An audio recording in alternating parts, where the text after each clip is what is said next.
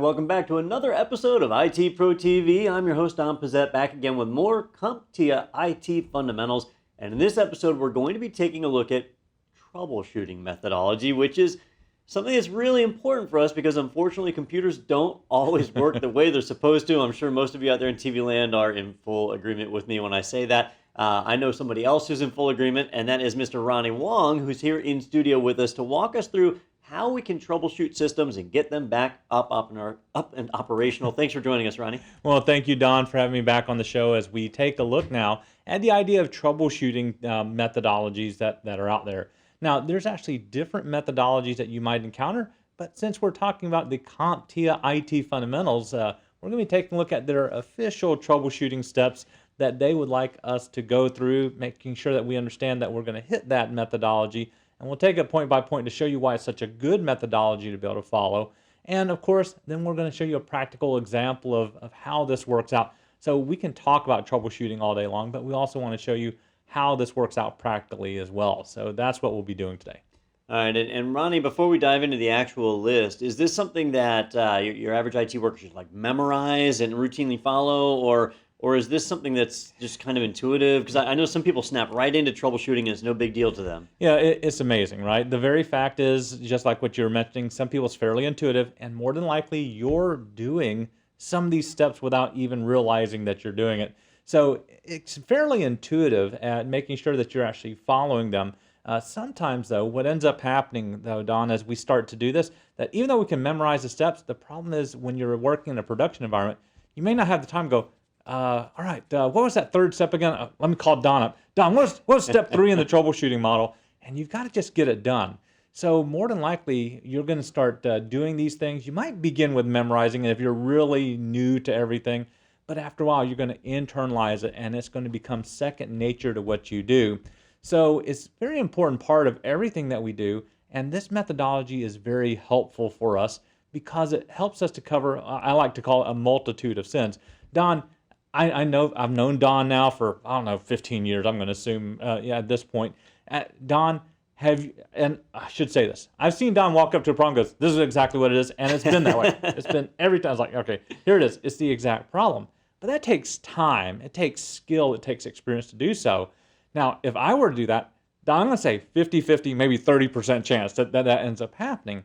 But that methodology is what we call shoot from the hip a lot of times, right? The very fact that you just walk up, and now that you have a little bit of experience, that worked for us.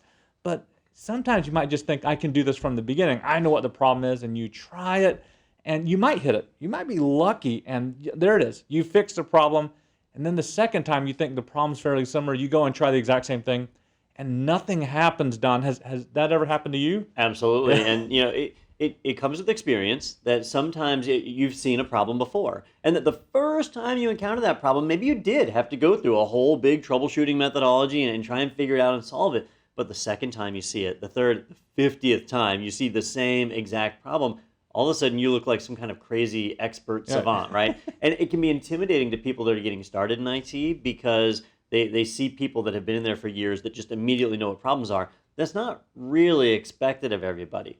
But when we take a look at the official 8 steps, right? Let's pull that list up. The official 8 steps that CompTIA has, it seems a little intimidating. Yeah. Like, I have to do all 8 of these things, but in reality, it's just the first time. Right. And after that, you might be able to skip right away from the very beginning where you're approaching the problem all the way to the solution and you're in business.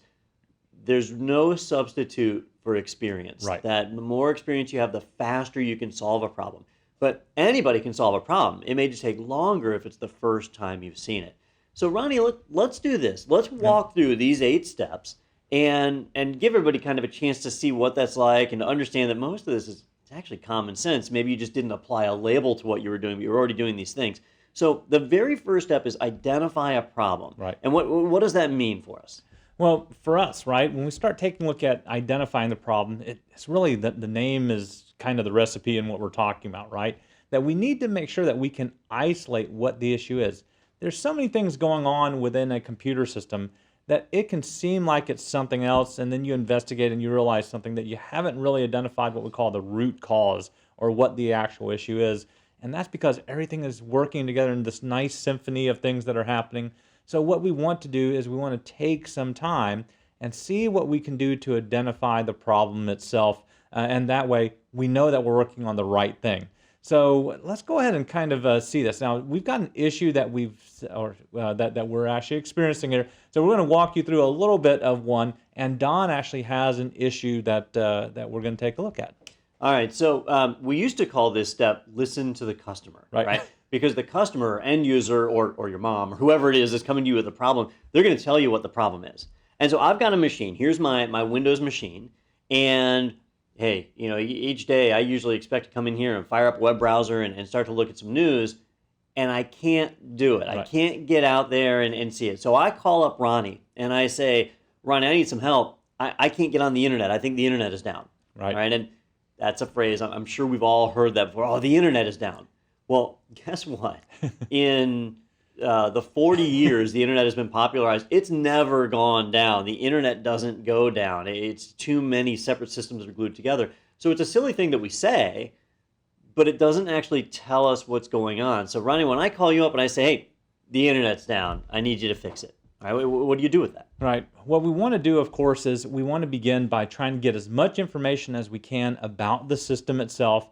So if we have this ability to, if Don is calling me up, it's either going to be over the telephone system, or if we're sharing a connection, I might be able to get Don to show me what the problem is going to be. So what I might do is just say, hey, Don, can you actually demonstrate for me what you're talking about when you say that the internet is down? So Don, can you just show us what you're talking about? Absolutely. So this is part of that information gathering, right? We need to diagnose the symptoms and start to try and formulate our plan. But we can't make any plans unless we know what the problem is. So I say the internet is down. What does that mean to me? Well, I come to my computer like this.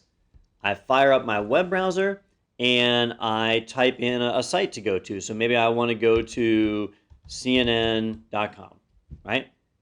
And instead of getting the CNN website, I get this site can't be reached. All right. I can't get on the internet. I've got a problem. I have a little frowny page right here, Ronnie. The computer is sad. That's my problem. Yeah, and I see that issue. So this is giving me a lot more information to go on as we begin the troubleshooting. Now, there's some other things that we'll also end up noticing on the screen, but let's focus in on this one right away that is beginning to give us some hints of what the issue might be that we can isolate. And what it comes down to, Don, on just this one, if I were beginning the troubleshooting, is I would read through the information that I'm given right here.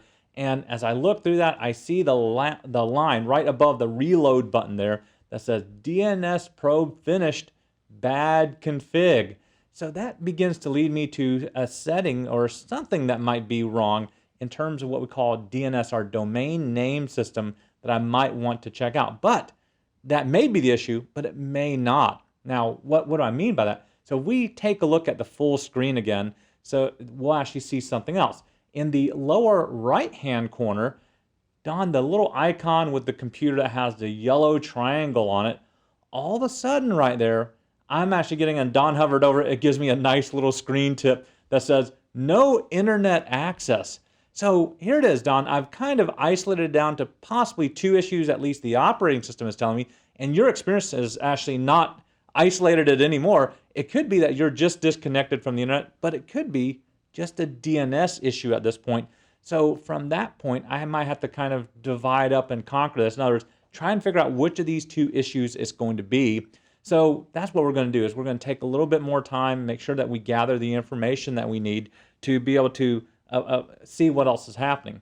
So what can we do once we're starting to take a look at something like this? This is where you might have to dive into, well, some additional tools to help us out. So Don, let's test out connectivity first.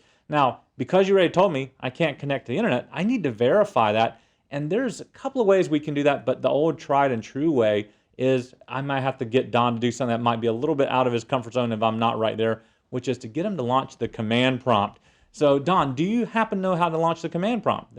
I actually do. So Okay. I can help us out. So I'm going to click on my start button. I'm going to type in CMD, and I'm going to press return to get into my command prompt. But always keep in mind that there's different user experiences out there. If you have somebody who's never launched a command prompt before, you may have to be walking them through this process. It's always easier to troubleshoot when you're physically present, but when you're remote, it's challenging. And it's even more challenging when you can't see the other person's screen. If they're telling you the internet is down, you might have some remote management software, but it's probably not working if you're remote as well. So this is a bit of a challenge. So Right. we're a bit lucky here on the show, but in real life land, you might not have that benefit. Yeah, and depending on the operating system, Don, we may even be helped out by the operating system as well. So, for example, on this one on Windows, on that little icon that says that we don't have a network connection, if you right-click on that option, you might end up seeing where it will give you some troubleshooting options that are available. So notice that there's a link right here, and what this is doing is it's going to walk through. In other words, the operating system says, "Hey, let me help you with this," and it opens up this menu for you or a dialog box here. And it's going through and it says, "Hey, I found an issue." And all of a sudden, Don, something like this may help, but we might not see this in every single operating system. So you might have to be able to kind of look around and see. But here on this Windows, it's actually one of these systems that really does help us out. And Don, it looks like you are pointing at the actual problem, at least according to the operating system here. But it's at least pointing that way. So I might be able to eliminate the connectivity issue. But since I started off with that, let me just go ahead and verify that as well. So let's go ahead and close out of this dialog box for a moment. And then on the command prompt, I want to use a test tool, okay, that I call ping. And ping allows me to verify whether or not I have good connectivity here, okay, is what I want to do. Now, normally what we do is we type in the word ping, and then we give it the IP address. So you might go, well, what IP address do I ping? Now, Don, you and I have done this over time, even when we've been on systems that we haven't been on, but there's a couple of common ones that I've seen you use over the years, and they've just been numbers that have been out there for a long time. But these are systems that are out on the internet. So, Don, I've seen you type in like 4.4.4.4, if I remember right? Or, There's a couple of different Okay. ones that we like to use, and when it comes to using the ping utility, if the network is actually down, you kind of have to establish a scope. You have to figure out what that range is. Like, where is it down? Is it just this one computer? Is it all the computers in the office? And so you can start pinging from the inside out or from the outside in, either way, to establish where the line gets drawn. So a lot of times I'll start with something like this: ping 127.0.0.1. All right, that's saying I want to ping myself. Now, why would I want to ping myself? Well, 127.0.0.1 is called the loopback. That is your own machine. That just tests to make sure that your network software is working, that the software that's a part of your operating system is operational, that we're able to ping it. And then we can start pinging out a little further and a little further. So for example, we have a router here in the building. And so that would be the next step on my journey. If I was going out to the internet, my next step would be the router. So can I hit the router? And I can. So now I know it's not the cable that's plugged into my computer that's bad, and it's probably not my router. Although I did get a request timed down. That was a little interesting. It sent more than one ping, and one of my pings did fail. So maybe I do have some issue, or that could have been coincidental. That's always the trouble with this. We kind of have to keep testing to actually figure out what's going on. But that's another symptom for us to put in the back of our mind. And then once I've pinged to the router, now I can ping out to the internet. Now, when you're pinging out to the internet, you can do it by name. But we're seeing we have DNS issues, so a name is likely going to fail. If I try and ping like CNN.com and I try and ping it, I do get a DNS problem. I don't get an IP, it doesn't work. So it's a good idea to memorize a few IP addresses. And one that I like to use is, it's actually Quest Communications, I think, has it. One of their name servers, which is 4.2.2.1. Yep. That one's been around for a long, long time. It's an easy IP to remember, and you can try and ping it, and that'll tell you if you're getting out to the internet. Google has one as well, which is 8.8.8.8, even easier to remember. And a new one, actually, I'm not sure if you can ping it or not, because Cloudflare has one at 1.1.1.1. Again, even easier to remember. So these are just simple IPs that we can memorize just to test internet connectivity. And so while I'm saying, the internet's down, now we can actually establish the internet isn't down. You're actually able to get out there. It's just you're not able to get out there by name. And I did CNN.com. Let me try Google.com. Or we'll go to the other side and go FoxNews.com.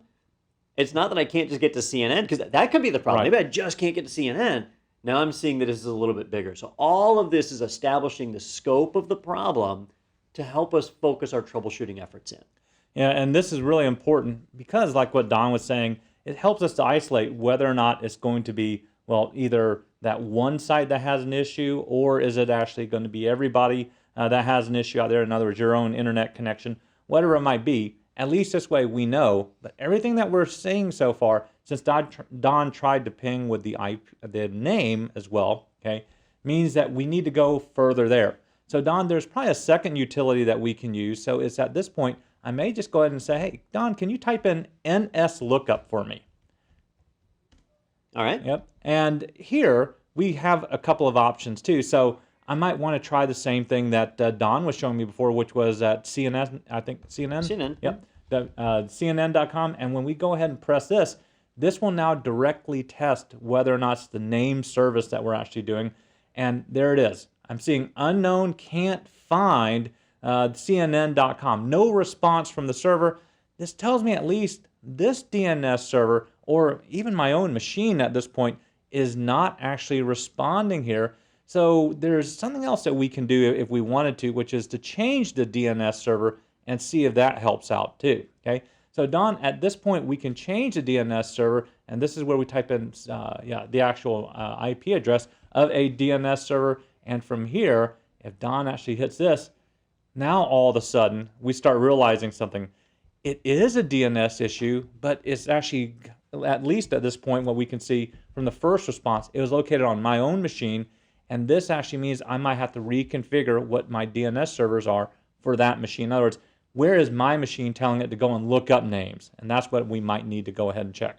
All right, now, Ronnie, we were able to see a lot of this thanks to you having tools that you knew to use. You did ping, you did NSLOOKUP. These helped us to diagnose that issue. So how did you know which tools to use? Yeah, the tools came from a lot of times at the very beginning of my IT career, which is researching. In other words, talking to people, but also researching and saying, hey, what do we need to do to make this work? So we could look it up. If I had internet connection, I would start looking up tools like, well, what does ping do? And it would show me some of the different commands. But on the command line itself, there's even some help here. So Don, if we just type in like ping space / ? You even see some help information here that gives you a little bit of what it can do. And sometimes there's examples, but I don't see the examples this listed one, down. Okay, yeah. this one doesn't have You're examples. on your own. Yeah, so this one you're on your own. So on this one, there's a lot of information here, but this gives me that utility that shows me, hey, here's how you can write the syntax for this to make something like this end up working. So you have to do a bit of research if you're going to do this. And this is definitely a learning process. If this is your first time troubleshooting, maybe you've never heard of the ping utility. Maybe you've never heard of NSLOOKUP. If you don't even know the tool exists, how are you supposed to know to use it, right? Right. So a lot of times when we encounter problems, they're problems that are similar to stuff we've seen before, right? Ronnie knew which tools to use here because he's seen this kind of problem before. But if you've never seen it before, you may be getting an error message, right? Ronnie pointed out the error message here on the website that was saying, DNS probe finished, bad config, right? That was that hint of what our problem might be. Well, what if that one said error MX2473A? What does that mean? That doesn't mean anything, right? Well, it doesn't mean anything to me, at least. It's kind of pointless. Ronnie, how often do you get errors that are totally meaningless to you? Well, not very often, okay? And even if they're meaningless to me at this point, a lot of times I can take that information that Don's actually just pointing out with his cursor right there, and I can go out and search the internet by simply using one of the search engines and then get a whole list from a bunch of different third-party places that can offer me some guidance and help to be able to do so. Right, and this is, let me go back to, I closed our list. Let me hear our list. We've been identifying the problem. I think we got a pretty good handle on what the problem is. Machine can't get to the internet, right? It can get to the internet, but it looks like DNS is failing. We do have an error message. But step 2 is research. And we might skip research. If we already know what the deal is, then fine. But if we don't know, what Ronnie mentioned is really important. And there's a lot of resources that are out there. I saw a T-shirt somebody was wearing the other day that it was at an IT conference, and it said, I don't know more than you, I'm just better at Google. Right? And there's some truth to that. Mm-hmm. Like, when you go to troubleshoot, there are internet resources available to help you solve problems. This right here is an example of Microsoft's support website. If you go to support.microsoft.com, they've got a virtual agent. You can ask it questions, or you can pick individual products and say, all right, I'm on a Windows machine, I'm having a problem with networking, and you can go through and you can start to try and find an explanation. So here's network and internet, fixed network connection issues, and so on. And it tries to walk you through and help you with that. There's plenty of vendors that do that. HP has a support website at support.hp.com, and you can search for your product and punch in a question and see what answers you get back. Apple, Dell, Sony, anybody, you name it. If it's a computer company or a technology company, they've got a support website that you can get information from. But the official sources aren't always the best because they want to portray their products in a positive light. So sometimes it's nice to get information from third-party sources. And there's sites like eventid.net. Microsoft is just well known for giving error numbers that don't mean a whole lot. And so you can come to this website and punch in your error's event number and see what other people found with that problem and get links back to Microsoft and so on. It's a really good site for finding that. Stack Overflow, which is a community-driven site where people post tons of questions in here about, I'm having this problem, I'm having that problem, and other people can make suggestions. Now, quick word of caution, not everyone on the internet is brilliant. This is shocking news, but oftentimes people that post on these third-party sites don't really have any more information than you. And a lot of times they can make suggestions that are borderline dangerous from a security standpoint. I see this all the time, like, oh, this software isn't working, so first, turn off your firewall. And then second, log in as an administrator. And it's like bad advice after bad advice after bad advice. You do have to be careful when you're getting information from third-party sites. When you're getting information from the official vendor, it's normally on the up and up. They're keeping things like that in mind. So we have to be careful and vet any information that we get this way. But these are all different ways that we can research. And once we research, we get an idea of what that problem might be and hopefully ways that we can fix it. If we do a Microsoft knowledge base article, so I'll just use Google to search for like that DNS probe error. We can probably find some, let's see, these are all answers.microsoft.com. This is all their other stuff. I was hoping to find a knowledge base article on it. But you can find articles from Microsoft, from other sites, and they'll start to describe the problem. So here's this blog post for the network connection status icon and talking about what that icon means, the little yellow triangle that we saw on the no internet connection. And it gives you example commands and things that you can run to start troubleshooting and testing. So if you've never heard these commands before, here it is. It's laid right out. So now we're ready to move into our third phase, which is establish a theory. So Ronnie, how do we do that? Yeah, well, this is where everything that you've done in research and isolating the problem, you're now starting to see that it's leading us to that one place, and it just requires us to be able to make that theory. Remember, a theory doesn't always mean it's going to be right, and that's what you have to admit, right? Is you can stand by that theory, you can even die by that theory, but overall, though, you're going to make your best educated guess that this is what it is going to be.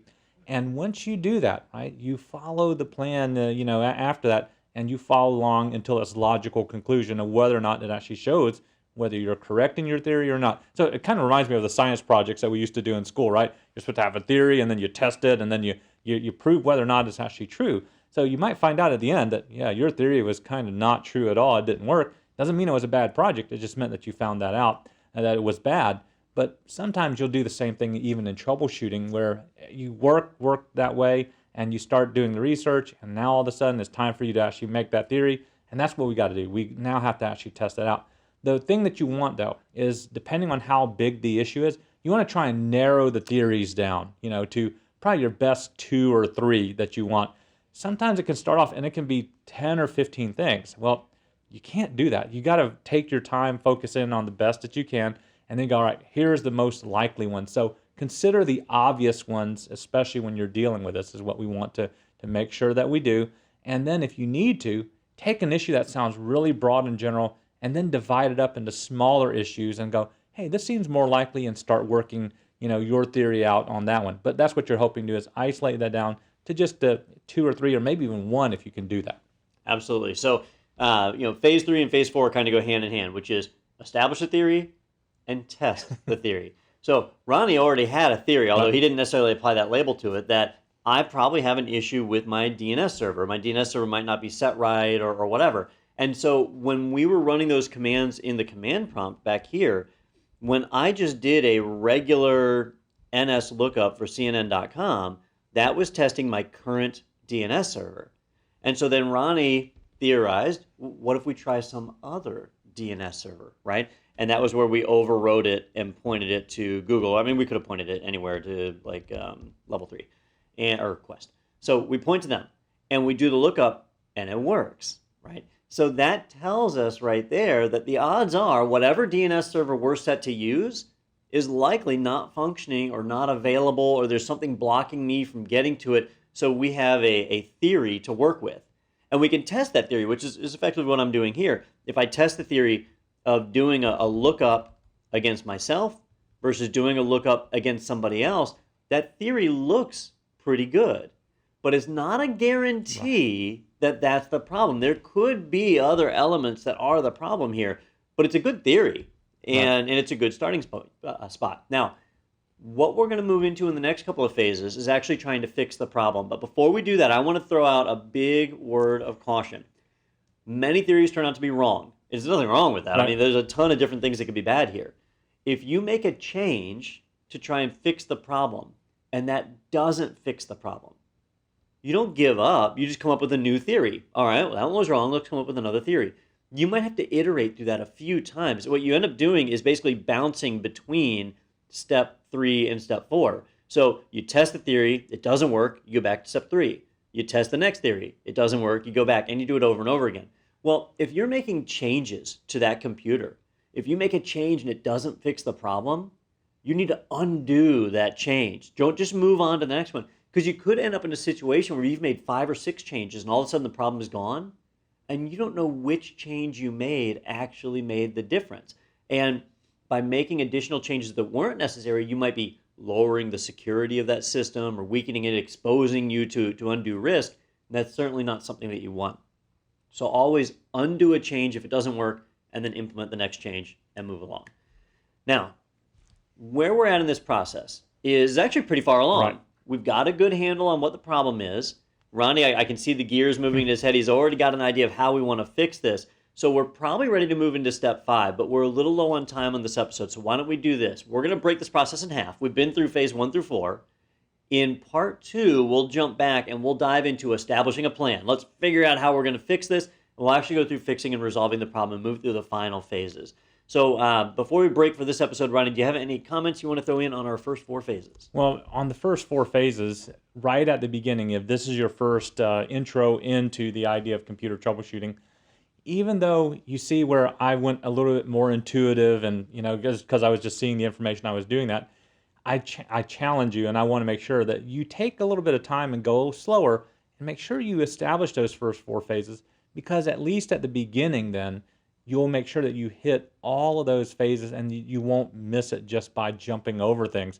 Sometimes when you forget one of those phases, right, and it's not internalized yet, you really do miss information. You really don't follow the steps, and you tend to just try and guess and do that, and that's going to lead you to a different path as well. So I challenge us, at least at the beginning here, make sure you go a little bit slower and then try and make sure you follow those steps. After a while, you'll just be doing it internally, and it'll work out better. Yeah, I hear that path leads to the dark side. It does. It really does. All right. Well, ladies and gentlemen, this is a good spot for us to wrap this episode up. Definitely stay tuned for part 2, because at this point, my machine's still broken, and I'm kind of ticked about it because we're half an hour in here, Ronnie. I don't know when you're going to solve this problem. But tune back in for part 2. We'll wrap everything up in there and get a chance to see some other real-world troubleshooting. So for now, though, signing off for IT Pro TV, I've been Don Pizzette. And I'm Ronnie Wong. And we will see you next time.